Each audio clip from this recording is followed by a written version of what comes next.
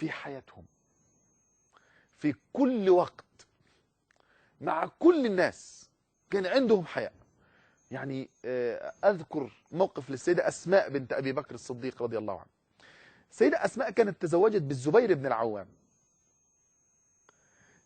الزبير بن العوام ده ابن عمة النبي صلى الله عليه وسلم، وكان رجل شديد ولا مال له، وكانت تروح تجيب للفرس بتاعه الحصان بتاعه، بتجيب له النوى على بعد من المدينة. فتروح امتى؟ تروح في وقت الظهيرة لما هو ينام ساعة القيلولة، هي تروح تجمع النوى عشان تجيبه للفرس بتاع مين؟ بتاع الزبير زوجها. وكانت الرمال ساخنة. في يوم من الأيام النبي صلى الله عليه وسلم يشوفها هو وأصحابه. يشوف مين؟ يشوف السيدة أسماء وهو يعرفها، فأناخ براحلته كي تركب معه، عشان تركب مع النبي صلى الله عليه وسلم. لكن السيدة أسماء تقول فاستحييت أن أركب مع الرجال. أنا استحييت أركب في وسط النبي صلى الله عليه وسلم معه رجال من الأنصار. وتحكي الكلام ده لزوجها، ففهم النبي صلى الله عليه وسلم الناس إن هي استحيت، فيسيبها النبي صلى الله عليه وسلم وتعود هي. بترجع هي لزوجها لأن تستحي أن تمشي مع الرجال. كان سيدنا علي بن أبي طالب رضي الله عنه يقول ألا تستحيون ألا تغارون يترك أحدكم زوجته تمشي بين الرجال. فكان كلهم حياء. فأحبابنا الكرام، قال صلى الله عليه وسلم الحياء لا يأتي إلا بخير. عايز يكون عندك حياء. الحياء من الإيمان. الحياء والإيمان قرنا جميعا. الحياء والإيمان قرنا جميعا. الاثنين مع بعض. فإذا رفع أحدهما رفع الآخر. يعني مفيش حياء إذا مفيش إيمان. الحياء والإيمان قرنا جميعا، فإذا رفع أحدهما رفع الآخر. وخلق الإسلام الحياء. طيب أمال إيه المقولة اللي بتقول لا حياء في الدين؟ يعني إيه لا حياء في الدين؟ وانت بتقول إن الرسول عليه الصلاة والسلام يقول الحياء والإيمان قرنا جميعا. لا، هذه المقولة خاطئة، لأن الدين كله حياء. ما ينفعش نقول لا حياء في الدين. لكن الأصوب والأصح أن نقول لا حياء في العلم. أنت عايز تتعلم يبقى ما ينفعش يكون عندك حياء.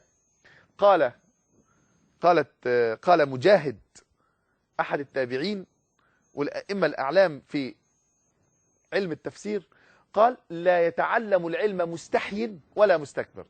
لو واحد عنده حياء مش هيقدر أبدا يتعلم. لو واحد متكبر مش هيقدر يتعلم، لا يصل ولا يبلغ إلى العلم، لأن حياءه يمنعه من أن يسأل. لا، إذا أنت عشان تسأل وعشان تتكلم وتستفسر لازم ما يبقاش في لا حياء فين؟ في العلم. يبقى انت عشان تتعلم كل شيء. واحد مش بيعرف يتوضى هيبقى عنده حياء يسأل الناس لا، اسأل، لا حياء في العلم. واحد مش بيعرف يغتسل، لا حياء في العلم. واحد مش بيعرف يصلي، لا حياء في العلم. واحد مش بيعرف يقرأ القرآن، لا حياء في العلم. انت عايز تتعلم علوم الدين فلا حياء. لكن ما تقولش لا حياء في الدين، لأن الدين كله حياء. نشوف موقف أحد التابعين عايز يروح يسأل السيدة عائشة رضي الله عنها سؤال. السؤال ده إيه؟ هل كان النبي صلى الله عليه وسلم يباشر وهو صائم؟ طيب يروحوا من السيدة عائشة، يجلسوا عند السيدة عائشة أم المؤمنين بعد النبي صلى الله عليه وسلم ما توفى، وبعد ما يروحوا للسيدة عائشة يمشوا تاني. استحيا يسألها، يقول هل كان النبي صلى الله عليه وسلم يباشر وهو صائم؟ فبيستحي. لما بيستحي يمشي ويرجع تاني. فقالت له لا يطلب العلم ايه؟ مستحي. لا يتعلم العلم مستحي. كان النبي صلى الله عليه وسلم، رجعوا لها تاني يسألوها وقالوا احنا عايزين نسألك في سؤال بس احنا اتكسفنا او كنا على حياء. فقالت لا يطلب العلم مستحي. قالت نعم كان النبي صلى الله عليه وسلم يباشر وهو صائم لكنه كان أملككم. كان عنده القدرة أن يمتلك نفسه. أنت عايز تتعلم؟ عايز تسأل؟ اسأل وتعلم. لا حياء في العلم، لأنك أنت تريد أن تتعلم. طيب أنا ما الحكم لو أنا عملت معروف بس حياء؟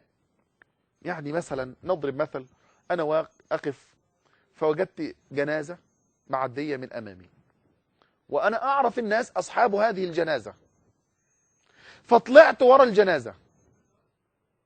أنا ما طلعتش عشان خاطر عايز أطلع ورا الجنازة، ولكن طلعت حياء من أهلها. إيه الموقف؟ تؤجر على ذلك. من فعل المعروف حياء يؤجر على ذلك. ياه، شوف الحياء ممكن يوصلك لحد فين. تعمل المعروف، من فعل المعروف حياء يؤجر على ذلك. تخيل انت. طيب انا ممكن استغل واحد هو عنده حياء، فممكن استغله واضغط عليه واخد بعض الاموال. يعني انا مع تاجر عنده حياء مثلا، وبعدين بفاصل معاه لكن هو عنده حياء وانا دخلت لان في علاقه تربطني بيه، فخلاص هذه بكام؟ قال لي ب10 قروش او ب10 جنيهات. قلت لا ب8. وفضلت اضغط عليه لانه عنده حياء، في علاقه بينا او في اي شيء، فانا اخذت هذا المال بالحياء. دخلت على واحد عنده حياء فقلت له يا اخي ما تعزمنا على الغداء، يا اخي ما طلبت منه شيء بس اخذت ذلك بالحياء. تعرف أن الذي يأخذ المال بالحياء كالذي يأخذه بالسيف. تخيل لو خدت المال بالحياء زي اللي خده بالسيف. إذا وجدت رجل عنده حياء ويستحي منك فخلاص أنت ما تتصيدش في الأمور. يعني خلاص ما تصطادش أنت بقى في الأمور دي. لا، برضو أنت لابد إن تعمل حساب لهذا الحياء الذي عند الرجل. طيب موقف تاني، أنا بتحط في موقف ممكن يبقى فيه معصية لله عز وجل. في موقف فيه معصية لله عز وجل. زي إيه؟ زي أنا دخلت عند ناس ومن الاتيكيت، وانت عارف ان ديننا كله اتيكيت، وديننا يعني كله شياكة في التعامل وفي فن التعامل وفي الذوق الراقي. بس أنا دخلت عند واحد فلقيت امرأة بتصافحني بتمد إيديها. هتسلم عليا؟ أسلم عليها؟ حياء. لا، ده مش حياء، ده بقى كسوف وخجل. ده مش حياء، ما تقولش حياء، هذا كسوف وخجل. لا تسلم عليها، لأن لا يجوز لك أن تفعل ما نهاك الله عنه وما نهاك النبي صلى الله عليه وسلم عن حياء، لأن الله لا يستحيي من الحق. والله لا يستحيي من الحق. ما ينفعش، ما ينفعش. ليه؟ لأنك أنت لو عرفت، اسمع حديث النبي صلى الله عليه وسلم: لأن يطعن أحدكم بمخيط في أم رأسه، تطعن بمخيط في رأسك، خير له من أن يضع يده في يد امرأة لا تحل له. يبقى لا، ما سلمش. طب أنا أكسفها؟ أكسفها. مش تكسفها، علمها، علمها أن هذا لا يجوز شرعا، لا يجوز أن أضع يدي في يديها. يبقى هنا لا حياء في العلم. علمها يا أخي. نرجع ونقول إنه لا حياء في العلم. إذا أردت أن تتعلم، عايز تتعلم تتوضأ، عايز تتعلم تصلي، عايز تتعلم تغتسل، عايز تسأل أي سؤال في الدين، لا حياء في العلم لكي تتعلم علوم الدين. أيضا إذا أخذت المال من أحد أو أخذت شيء من أحد بالحياء، فآخذ المال بالحياء كآخذه بالسيف. لو فعلت معروفا بالحياء أخذت عليه أجر، لكن لا يجوز لك أن تفعل ما نهى الله عنه حياء من الناس.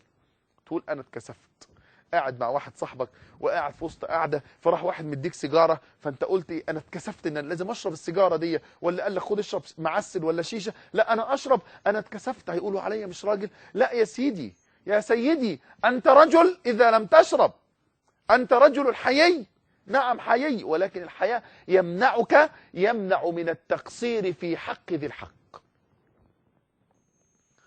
الحياء حياء من الله. الإنسان لازم يكون عنده حياء من الله، من رب الأرباب ومسبب الأسباب، الذي خلق والذي رزق والذي أعطى والذي أطعم والذي سقى، الذي أوجدك من العدم ويسر لك كل شيء. يناديك يقول لك تبارزني عبدي بالمعاصي أفلا تستحي مني. الحياء يبعدك عن المعصية.